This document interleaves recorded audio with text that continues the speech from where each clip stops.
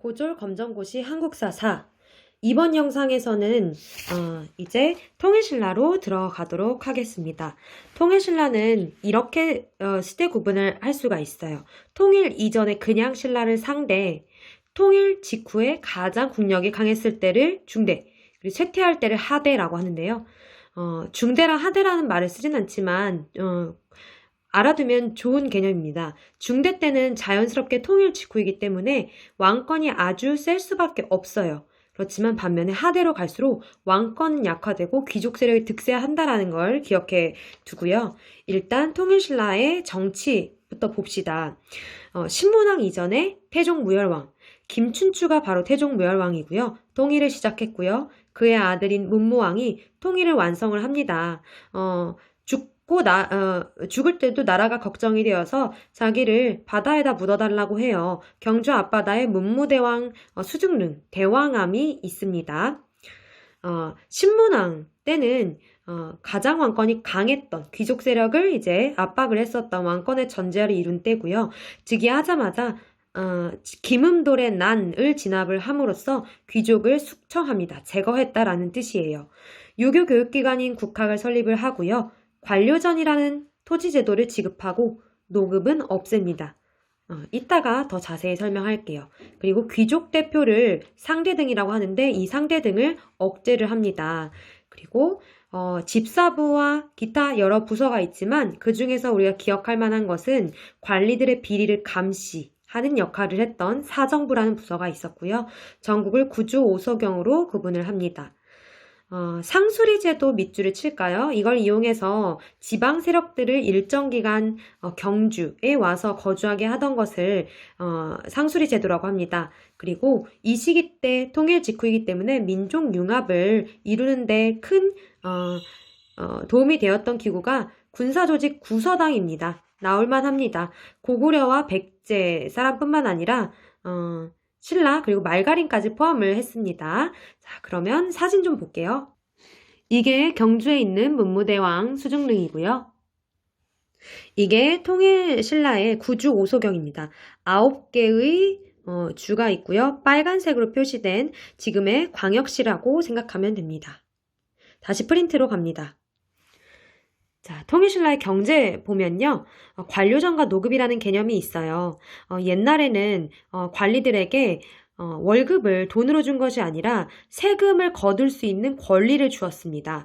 그 관리들에게 이 세금을 거둘 수 있는 권리인 수조권만 지급한 것을 관료전이라고 하고요. 관리들에게 세금을 거둘 수 있는 수조권 플러스 그 지역에 살고 있는 농민들에게 노동력을 징발할 수 있는 것을 노급이라고 했는데요. 노급은 귀족들한테 더 좋은 거기 때문에 왕이 이것을 폐지하는 것이죠. 즉 관료전을 지급하고 노급을 폐지했다라는 것은 왕권을 강화하겠다라는 목적이에요. 성덕왕 때 농민들에게 정전이라는 땅을 주었고요. 경동왕 때는 귀족들의 반발로 노급이 다시 부활하기도 합니다. 자, 그 다음 민정문서 별표 완전 많이 치세요. 각 마을마다 촌락액 토지, 인구, 소, 말, 토산물 파악을 하는데요. 작성한 문서인데요. 이것은 조세 공물력 같은 세금을 거두기 위한 것이죠. 그리고 통일신라. 장보고 통일신라 사람입니다.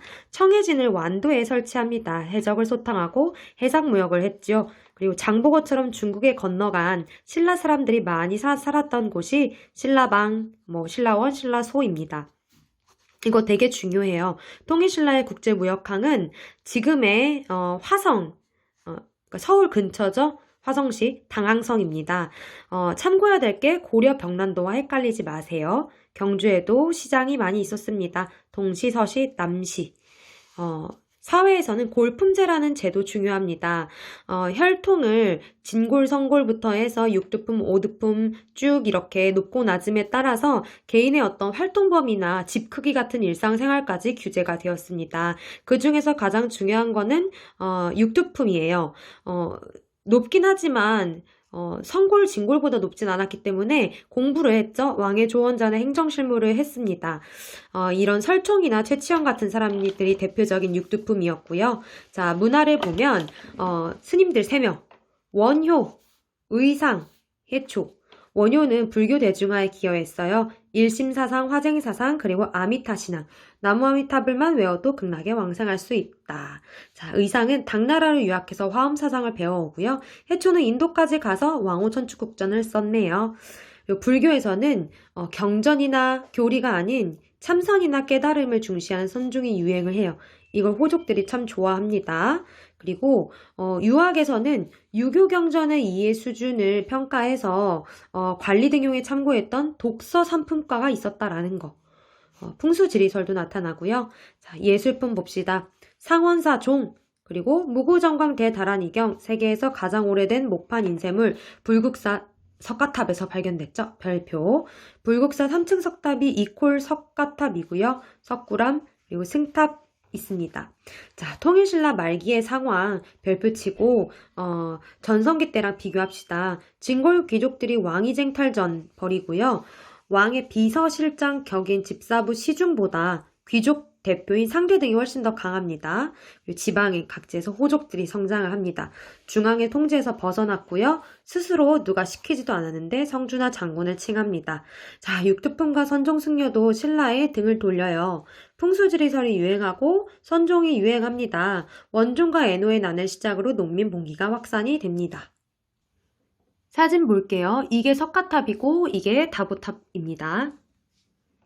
그리고 이게 선종 유행하면서 같이 만들어진 생탑이에요.